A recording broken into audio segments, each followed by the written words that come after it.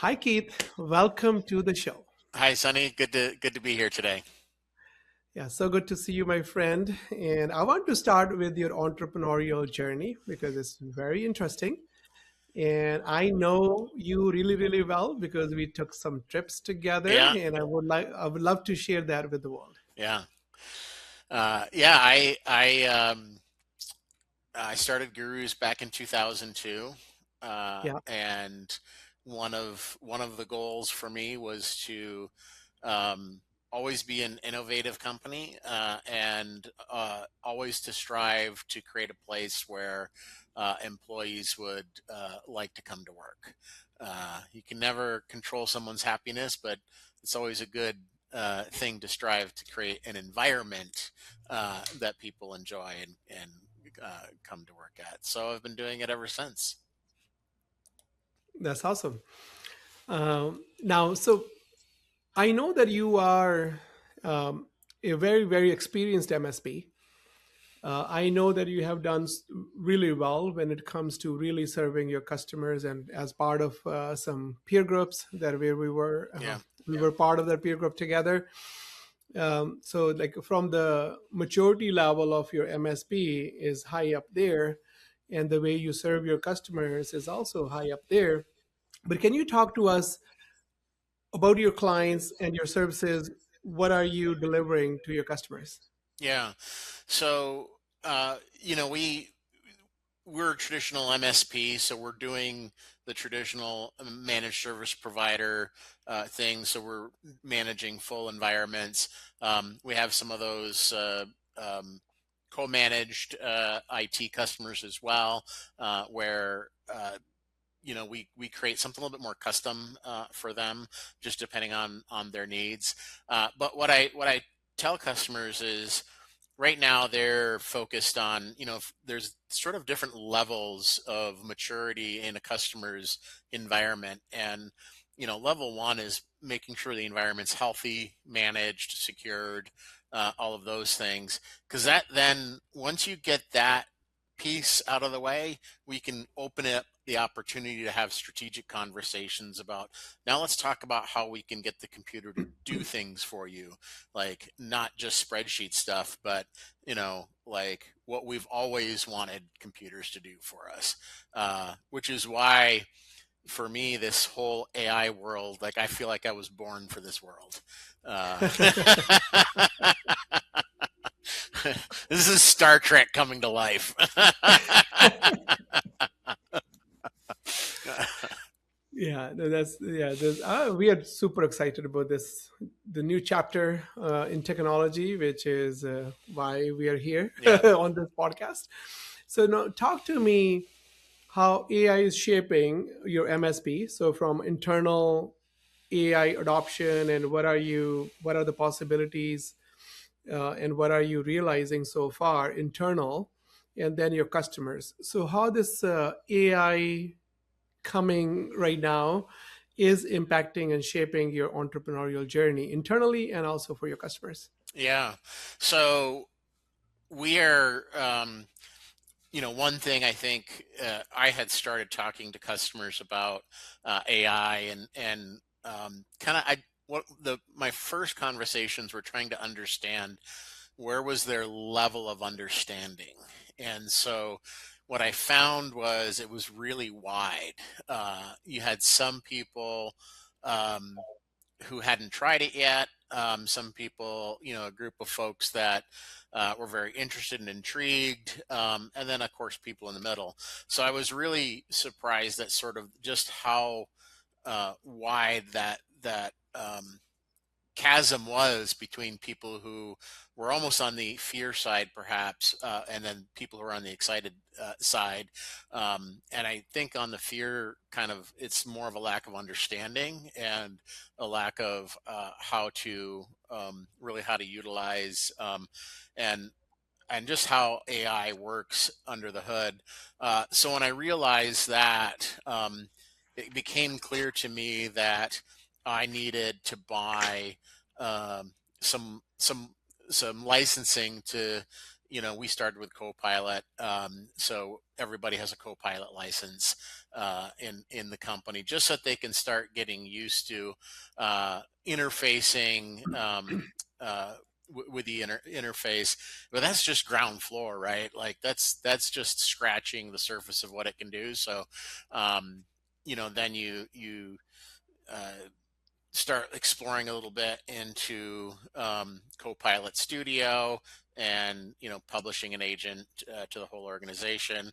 Then you go into um, if you have developers on staff, you can look at the Azure AI stuff. But we're kind of playing with all of it right now because we're wanting to understand the industry. So we're digging into the automation tools. We're digging into um, the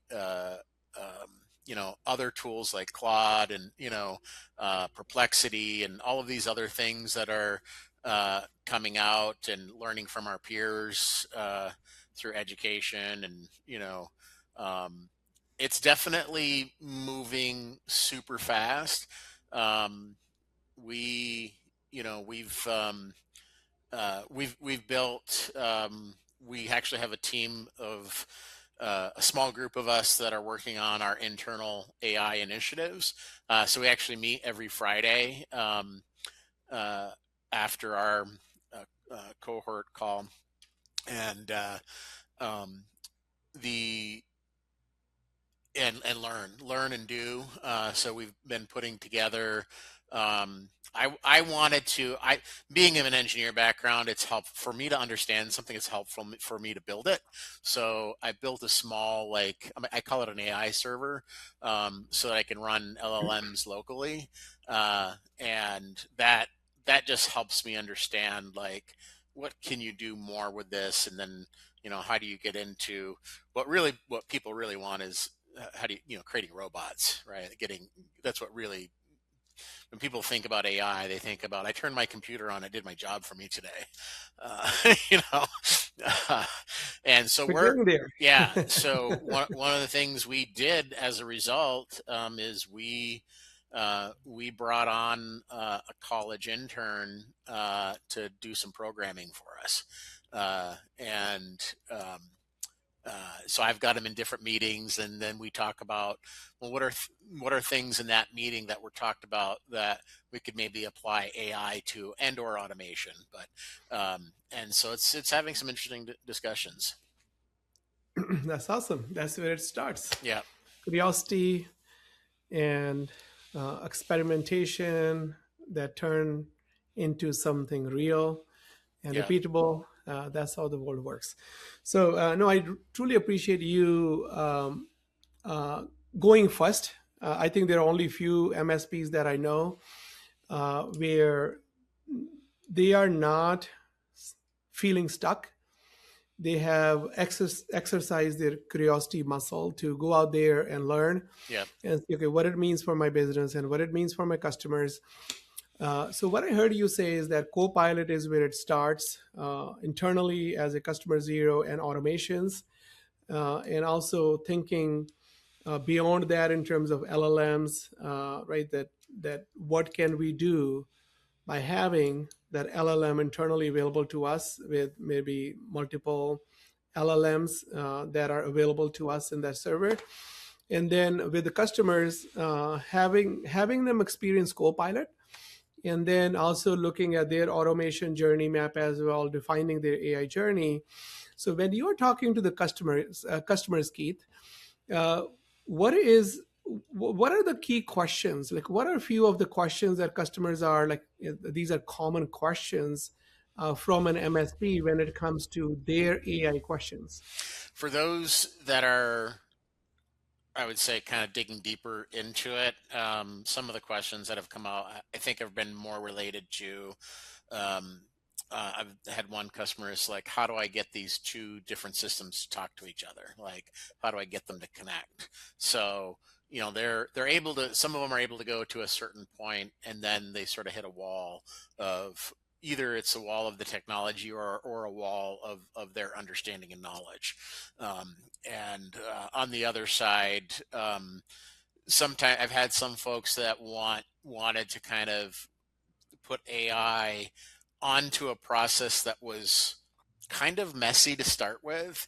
And I advised them against doing that. Like, let's start with a good, clean process and then train the AI on that rather than, we could take the next step. And that had to do with their sales quoting process. They wanted to, um, in their case, each sales rep uses a different methodology in order to produce a quote.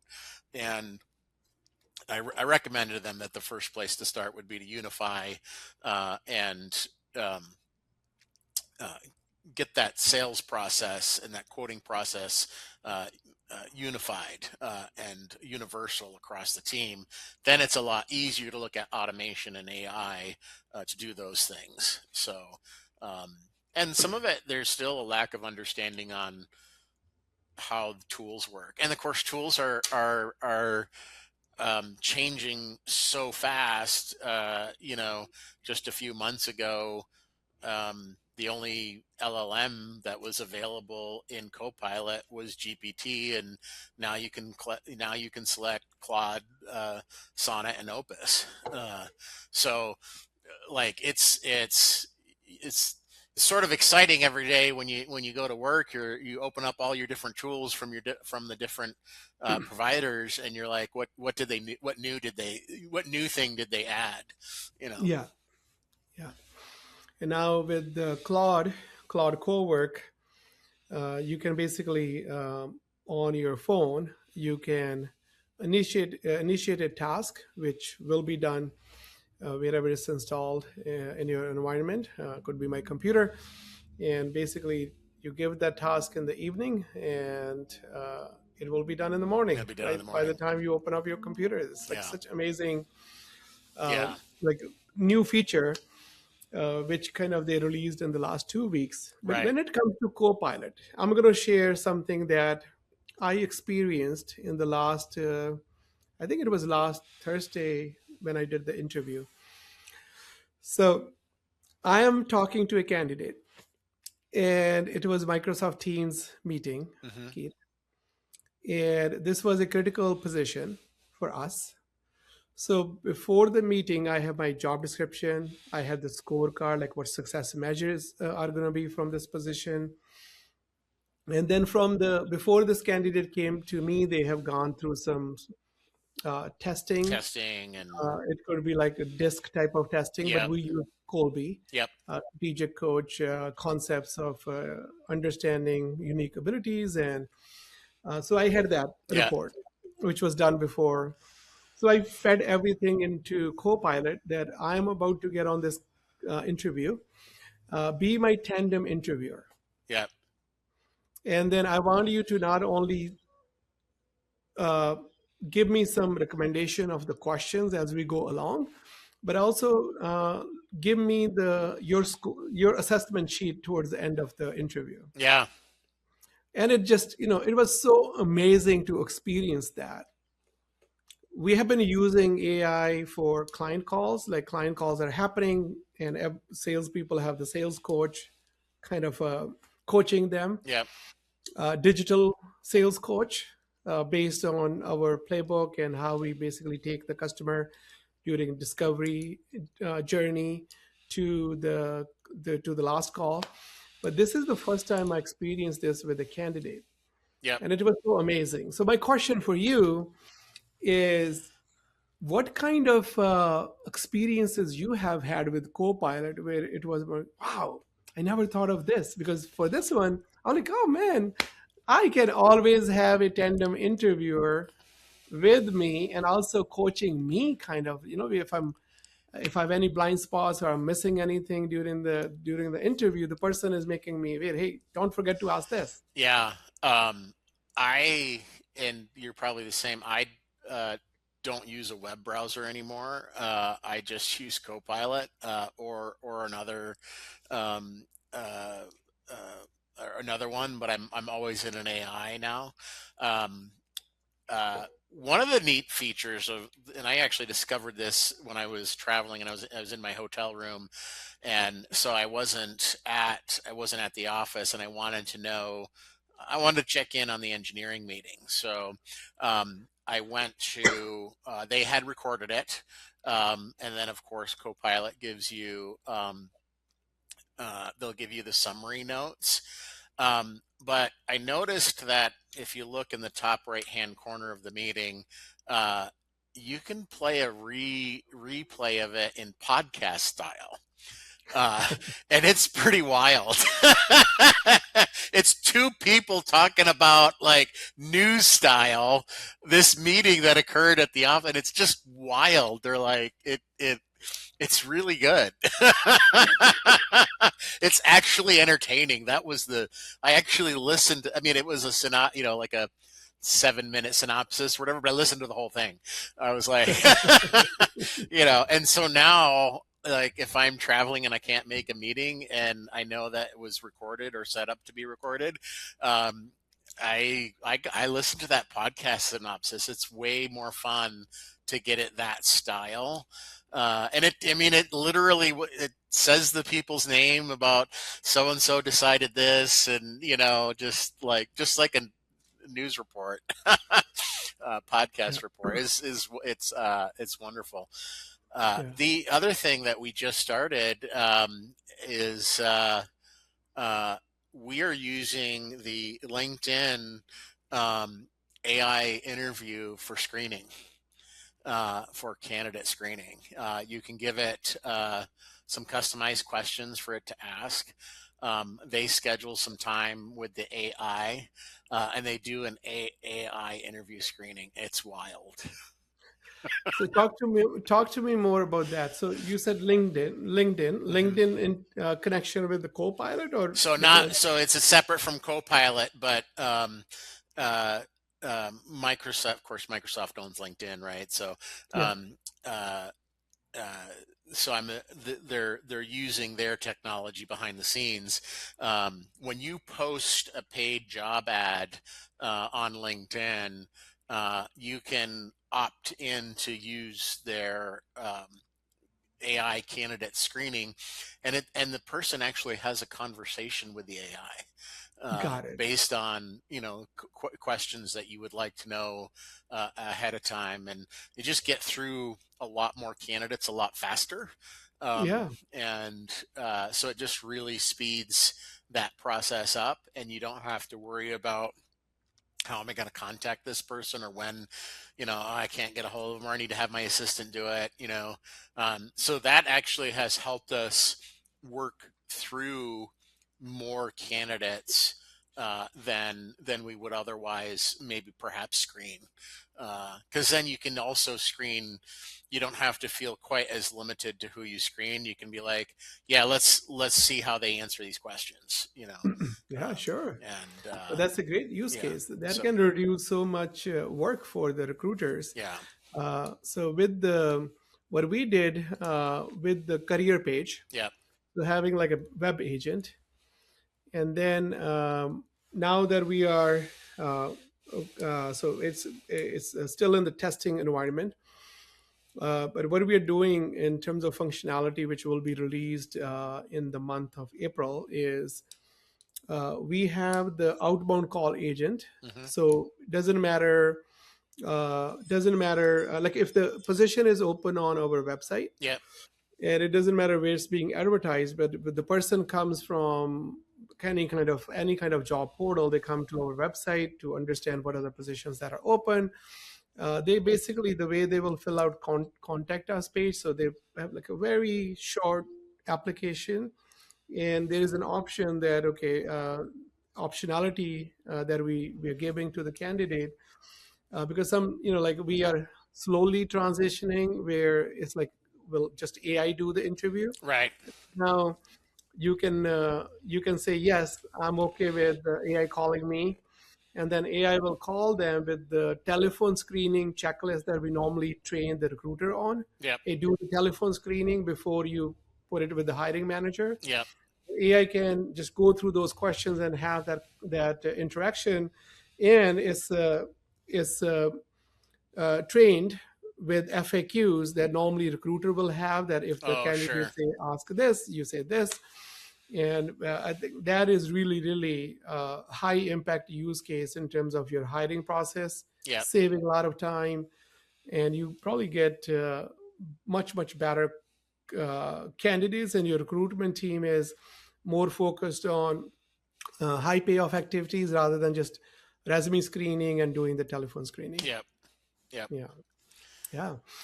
Anything else in terms of automations? Anything internal or Yeah. customer facing automation that you want to share with the world? Yeah, so we have a program that we've used called Process Plan, and it's a process automation kind of tool.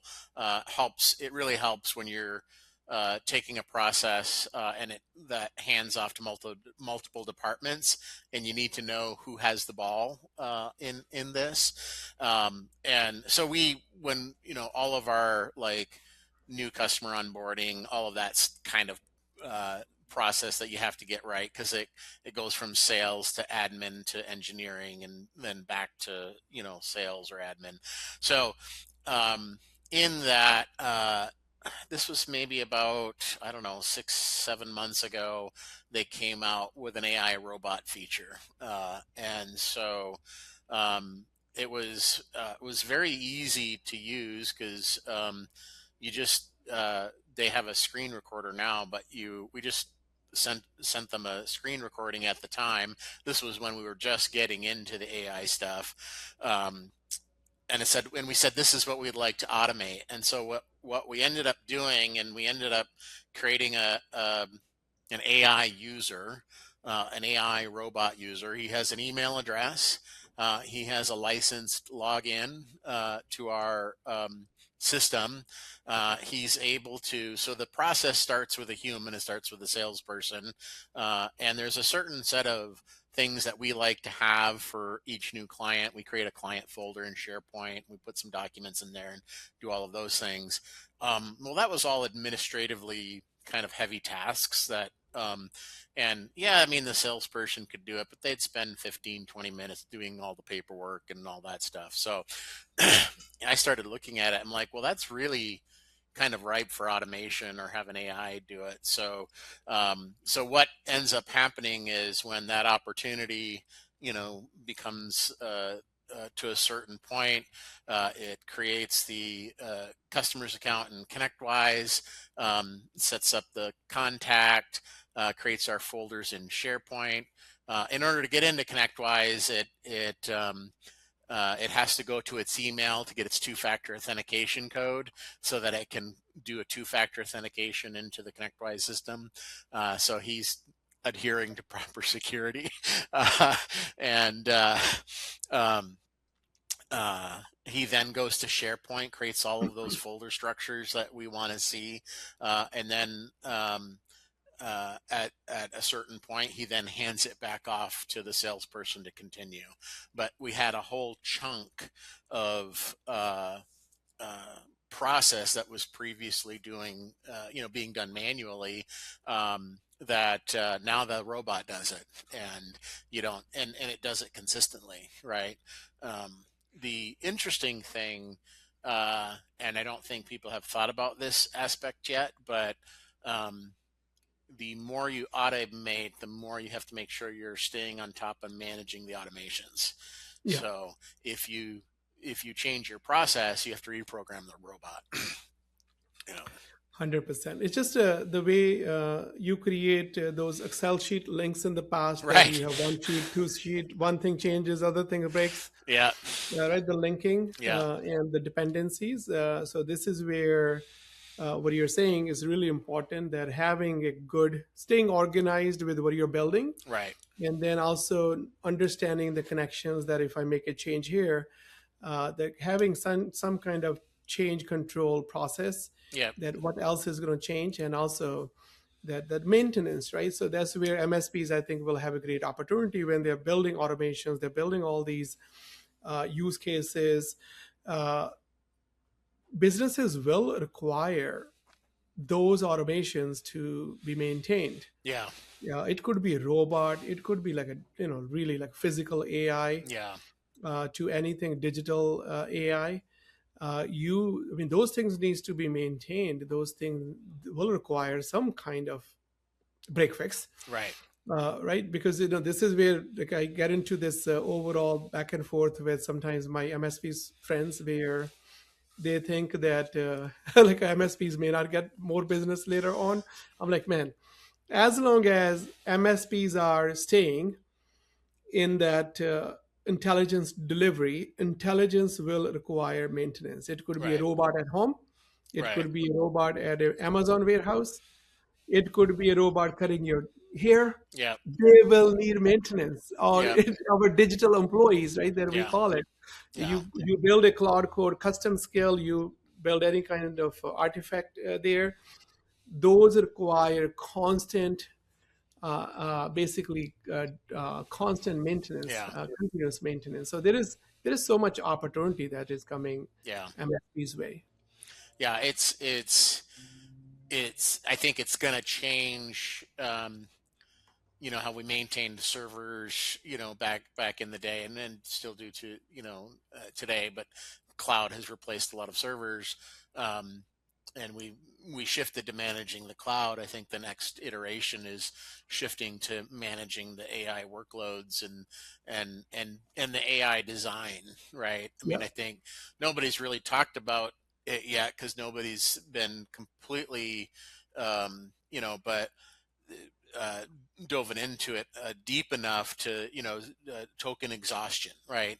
You, you see it on like the free versions, but uh, if you want to play with all of these models, you have to have a lot of subscriptions to play with all of the models and to figure out, um, uh, and if you start doing API hooks into them, you do run the risk of token exhaustion. And what you don't want is all of a sudden an AI robot is running into a critical process, and he runs out of tokens, right? um, yeah, that hasn't really happened yet, but I think, fast forward time a little bit and more of that will start to occur. So we'll have to be re-architecting or redesigning, certain solutions that perhaps people implemented on their own in yeah, different ways of how to achieve the same thing. uh, Maybe how do we design this AI and slash automation to work together so that we're reducing our token usage instead of, exhausting it. yeah, no, 100%. And even LLMs, Keith, Right. they go down. Sometimes Right. Claude goes down, sometimes ChatGPT goes Right. down, sometimes Gemini goes down, right? So there's always, I mean, even those LLMs, huge companies, they will have always human beings kind of there to develop them, to Right. fix them, and where they're being hosted in data centers. That's where you need to move some atoms Right. there, move Right. physical, the hardware. Yeah, Or, closed box AI solutions, right? From, using AI in completely disconnected environments. yeah, You know, like I see opportunity in there in that space as well. yeah, no, 100%. So Keith, if someone is listening to us and they're looking for MSP, where the MSP have really advanced their journey to the AI adoption internally, and also helping customers. They're looking for AI trainings. They're looking for AI assessments. Their maturity level assessment that you have been doing for your customers. Yeah. Where can people find you, and what are the offerings that you have today that are available to your customers? Yep. So you can reach me at Keith at a couple of gurus, or go to our website, a couple of gurus.com. We are doing an AI enablement initiative with our customers, and uh, they can, we can do that for a brand new customer, new engagement. What's unique about that is we don't actually need to manage your systems in order to have that level of engagement.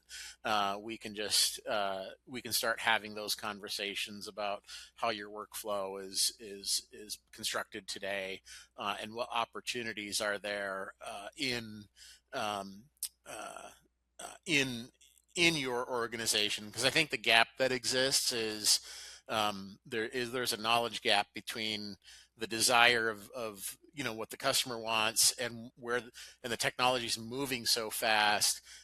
There's someone who's got to stand in between. That's one of the roles that we can play, is standing in between of, here's what's the latest and greatest that's come out that we can take advantage of to achieve what you want to achieve.